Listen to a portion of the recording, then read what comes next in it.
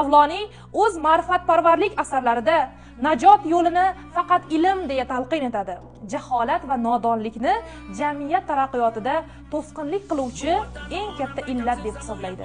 Uning Turkiy Guliston yoxud axloq asarida o'zbek pedagogik tafakkurining durdonasi bo'lib, unda haq, axloq, vatanparvarlik, insonparvarlik, halollik va mas'uliyat kabi yuksak fazilatlar targ'ib etiladi.